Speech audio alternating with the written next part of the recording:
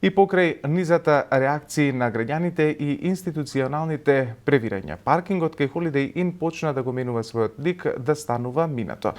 Во тек се градежни активности, поставена е заштитна ограда, инвеститорот МГ Fashion најави дека почнува изградбата на комплексот Грант во Ново Мало и покрај тоа што на иницијатива на Државната комисија за спречување корупција покрената е предистражна постапка од страна на обвинителството за организиран криминал и корупција.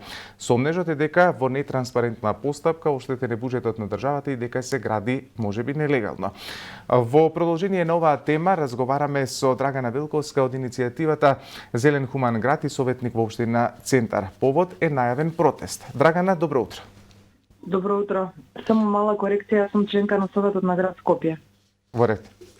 Најавивте протест за денеска во 16 часот, но доцна синоќа на вашата Facebook страница објавивте дека протестот се одложува за понеделник во 16 часот. Причина е денешното пристигнување на посмртните останки на жртвите од автобуската несреќа и на овој начин сакате да оставите простор да им се изрази сочувство на семејствата на жртвите, но како што реков, протестот го преместивте за понеделник во 16 часот пред јавното обвинителство. Зошто токму пред јавното обвинителство?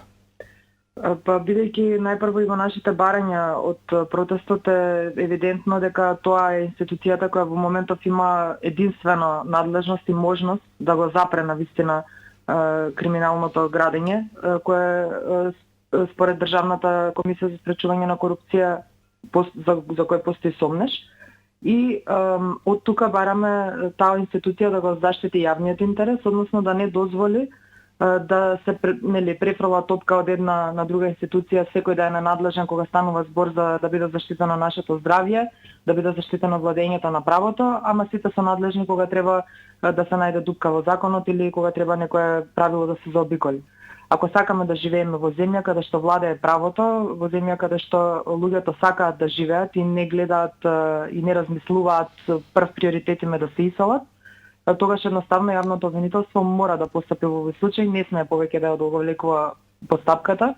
Ние дури објавивме рок од 48 часа во кој баравме и тие и Државниот инспекторат за градежништво и урбанизам да се произнесат, но тоа не се случи, поради тоа го организираме овој протест и очекуваме дека на овој начин и ќе создадеме притисок врз институциите, но и дека ќе може јавноста уште повеќе да се информира на кој начин функционираат институциите во Македонија, уште еднаш, нели, да се потврди тоа и да не се дозволи заедно со скопјани да не се дозволи да вршиме силен притисок да спречиме едноставно криминал и да не дозволиме да изгубиме едно драгоцено подречје од овој град кој веќе во нели прв на листите во светот по загаденост за нечи приватен личен интерес.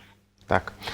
Зелен хуман град во јули годинава поднесе представки до Државниот инспекторат за градежништво и урбанизам за да спречи продолжување на изградбата на овој комплекс и да се изврши надзор врз основа на истите. Што е направено до сега? Одговорија ли на вашите представки? Ние одговор добивме единствено од Државниот инспекторат за локална самоуправа, кој наведе дека сме задоцнили 10 години со поднесувањето на представката, бидејќи планот наводно е донесен во 2012 година. Меѓутоа, тоа во една нормална земја не би поминала. Во една нормална земја постојат елаборати изработени од стручните служби во општината Центар, врз основа на кои ние всушност и ја напишавме нашата представка и институциите да би функционирале, да би постоеле институции во Македонија, како прво тие елаборати ќе беа веднаш усвоени на Советот на општина Центар, како второ веднаш ќе се пристапеше понатаму кон следните чекори за нивно реализирање, односно активно суспендирање на тие спорни детални урбанистички планови, меѓу кои е и овој за градска четврт C08. Едноставно, од Државниот инспекторат за градежништво и урбанизам никогаш не добивме одговор, иако законски рокот е 15 дена најдоцна од поднесувањето на представката, тие да излезат на терен, да спроведат воденен инспекцијски надзор, да констатираат состојба и во рокот 15 дена најдоцна веќе да го имаат известено оно што е поднел представката. Тоа не се случи, иако ние повторно ги потсетивме дека законски рокови течат и очекуваме сега повторно ќе поднесеме, уште еднаш ќе поднесеме представка, бидејќи навистина нема да дозволиме постојано да се изземаат од одговорност и понатаму ќе ги продолжиме сите останати можности кои ни стојат на располагање, ќе продолжиме со сите можности, значи дури има опција и да се одземе лиценца на инспектор, има опција и за кривична пријава, значи многу механизми постојат, така што ние навистина ќе притискаме и нема да дозволиме во оваа земја повеќе да се работи спротивно на законите.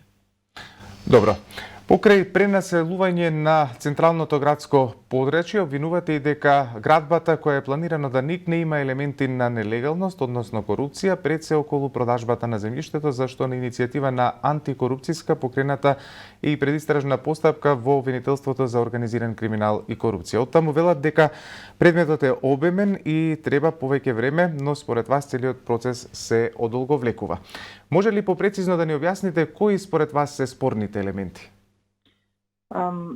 Антикорупцијска, всушност представничка на антикорупцијска во изјава за медиумите кажа, господјата Билјана кажа дека се работи за само една папка која е предадена до јавното обвинителство. Не се работи воопшто за никаков обемен предмет, за таа институција да не може да го сработи во овој период што го имала од месеци, откако е бил доставен материјалот.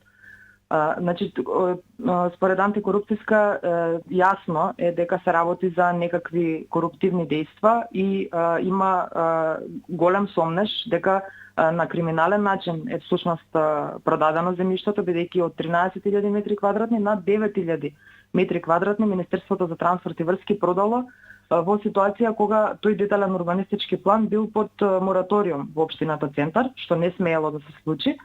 А она што е неусогласено помеѓу деталниот урбанистички план и генералниот урбанистички план, кој е повисок акт хиерархиски, е густината на населеност, главно, и регулацијските линии.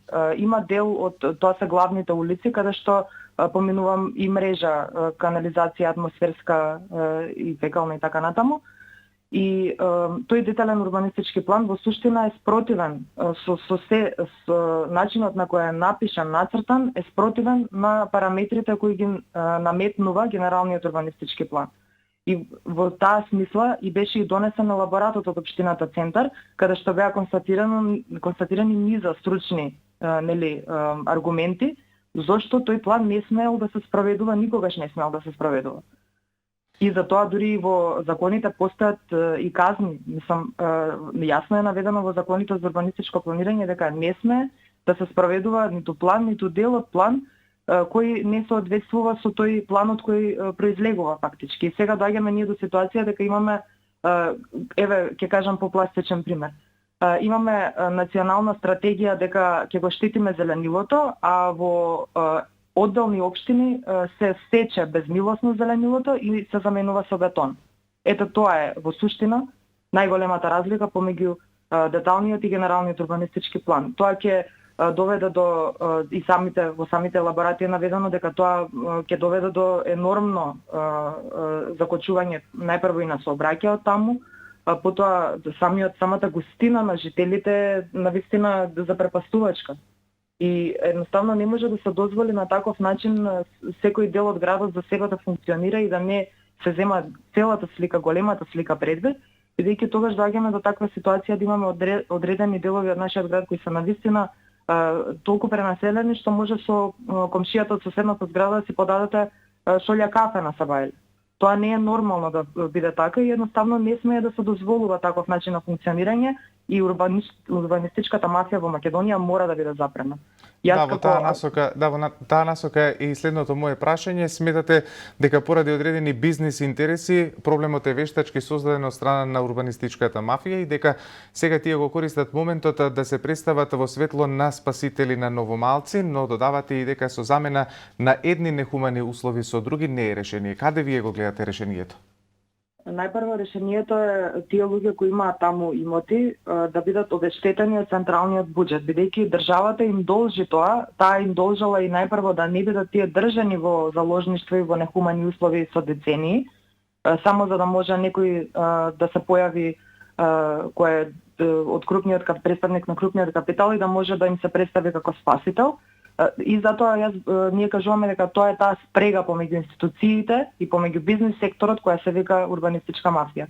Овде во суштина луѓето кои се жалат нели во медиумите кои кажуваат дека имаат нехумани услови за живење и така натаму, ние не смееме да ги оставиме на маргините, не смееме да ги заборавиме и ние во нашето прво обраќање до јавноста откако се најави градбата сега, всушност тоа и го кажавме дека ние сосема ги разбираме тие луѓе дека тој начин на функционирање во Македонија повеќе не може да постои. Дека не може веќе да се случува луѓето да бидат доведувани до раб, до безизлез фактички, до раб на преживување, за да може после тоа за најмизерни пари да им се продадат имотите и на тоа место некој дебело да профитира. Дека ако сакаме, повторувам, ред во оваа земја, институциите ќе си работат по закон и нема да ги заобиколуваат законите, бидејќи се подплатени од некој. Така, жителите на Ново Мало пак се револтирани на обидите на стопирање на изградбата на овој комплекс, велат дека се обструирани да добијат достоинствени услови за живот. Едно од барањата на Зелен хуман град е владата да одвои средства од централниот буџет, доколку општина Центар нема доволно за новомалци да добијат решение за излез од ваквата ситуација. Сте оствариле ли средба со нив досега? Не, се уште немаме остварена средба, се размислуваше на кој начин да се организира тоа, имајќи предвид дека ние сме група која воопшто не сака никаков конфликт. Ние затоа и напротив кажавме дека ги разбираме и дека не би сакале никој да биде оставен на маргините, не би сакале никој да биде заборавен. Меѓутоа од нивните изјави во медиумите гледаме многу нападен и агресивен настап и не знаеме на кој начин би завршила една таква средба. Еве ние размислуваме, како што кажувам, и би се обиделе потенцијално. И не гледам проблем и пречка во тоа што се нуди како решение, односно за нив тие повторно ќе бидат обештетени, дали од државата ќе ги добијат парите или ќе ги добијат парите од некој инвеститор што после ќе им повторно ќе им обезбеди нехумани услови за живот, затоа што и тие ќе живеат во станови кои се затемнети, кои немаат дневна светлина, и тие ќе живеат во место каде што нема да има, не знам, доволно притисок на вода, каде што нема да можат да се вратат од работа со часови поради сообраќајен метеж. Значи повторно и каде што ќе дишат загаден воздух на крајот на криштата и тие и нивните деца. Значи ние едноставно се обидуваме да најдеме решение што ќе биде во корист на сите.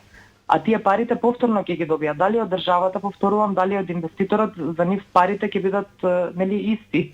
Работата е што само со решението кое ние го предлагаме, тие нема да живеат во крајно нехумани услови понатаму, односно сите ќе можеме да обезбедиме таму еден простор кој да речеме најоптимално би било да се реши со меѓународен конкурс и за да имаме конечно во Скопје во некаква поинаква насока, еден пресврт во начинот на кој го планираме градот, бидејќи ние од, не знам, пред 50 на 60 на години наваму, плановите кои започнале до негде се спроведувале, од таму некаде веќе почнува тотален распад и хаос во нашиот систем и секој за себе планира и ништо се носат едноставно контрадикторни планови и за тоа имаме ваков урбанистички хаос во Скопје каков што имаме.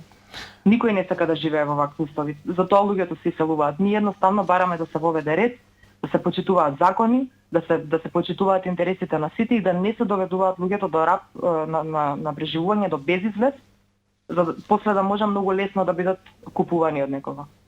Драгана, јас ти благодарам за ова вклучување во денешниот утрински брифинг. Уште еднаш најавуваме дека протестот кој што беше најавен за денеска на страна на Зелен хуман град е одложен за понеделник во 16 часот. Ке го следиме овој протест и секако остануваме отворени за сите нови прашања, сите нови моменти околу овој случај повторно да ве вклучиме или да ни гостувате во студио. Ти благодарам уште еднаш. Благодарам и вам.